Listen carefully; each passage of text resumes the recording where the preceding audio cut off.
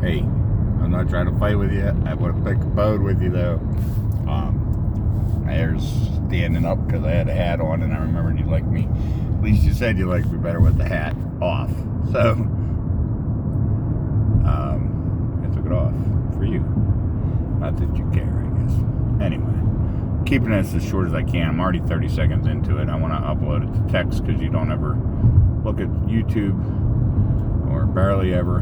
And when you do, you don't necessarily watch everything. So I wanted to say to you, you know, I was watching or listening to the stuff from Roaring Springs, and it reminded me how you said about the workers' comp and that they were jerking you around. And I don't know that I believe you. I'll tell you why. A few reasons. One, you had a hearing initially scheduled for December, and you said it got continued. Well, it's been 2.5 months, and I suspect by now they would have already had the hearing. It's possible that they recontinued it, but even the way you brought up him paying for the doctor to do a rebuttal, you know, you had already told me that he had done that back in December, so you made it sound like he just did that, which may have just been you kind of misspeaking or not realizing you had told me about it. But it almost sounded like you were trying to make the story sound more legit, you know. And those doctors are going to write that out pretty quick. It wouldn't have taken 3 months, and it would have already been submitted. I mean, you could have been lying in December, but I doubt it. Now, it doesn't really matter. But then, on top of all that, I noticed lately that if I go past your house, there's been a few days, multiple days, that I went by at 12 o'clock. I know. You can't be, why are you doing it? And you weren't home. And then you still weren't home, you know. Then I get curious. I'm like, oh, let's see when she comes home. And you're not home till 5:30, 6 o'clock. And I got to thinking, you know, at the time I thought, wow, she's spending all day with him, or spending all day at his house now. And that's certainly possible. But what's also possible, and what I think you may be doing, and is going to stables and riding. And if that's the case, well, you're not doing that on comp. You're not willing to risk, you know, whatever amount of money they're going to pay you or already paid. You know what I mean? If the case was still open, you wouldn't be risking, you know, whatever it is, $25,000 to $100,000 just to go ride a horse. On top of that, you had that, you know, what the fuck you call it? I don't even know. For the horse in your back seat, Ken's back seat, when I looked in the car. You know, and you said you got that to resell it. Well, you know how much it would cost to ship that fucking thing? You know, it cost you $100.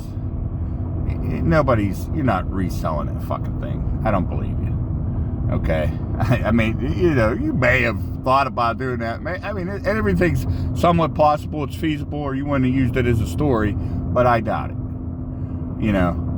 And I think you either bought it, if you did really just buy it, you bought it for yourself, or it wasn't just bought.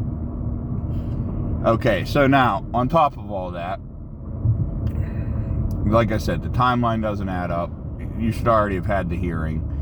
The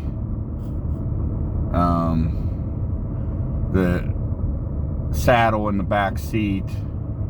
And then I noticed when I talked to you at Roaring Springs, the car was muddy. You know, well, I don't know where you're driving in mud, but, you know, very possible if you're going out to a stables, you're driving in mud. They had a lot of mud, like splashed up mud, like you were stuck somewhere or something. Now, that could be explained a lot of different ways, but that certainly stables is one very common thing to find mud. So, you know, listen, I really don't, the only thing I would say to you is I would hope that you're not stupid enough to be funneling money to this schmuck that you've been fucking. And second, you keep bringing up that I drained your grandmother's money. I would hope, if you want to hold that against me, that you give me credit for this money. and recognize that you wouldn't have gotten a dime if it weren't for me. Yeah, I didn't finish the race with you because I think maybe that may have even been a part of why you got rid of me. You didn't want me, you knew I knew about it and was involved, and you didn't want to share any of it with me or in building our life. And so, I think that was may very well have been part of why you got rid of me. But I just hope you're not stupid enough to hand him money and buy shit for him and his kids.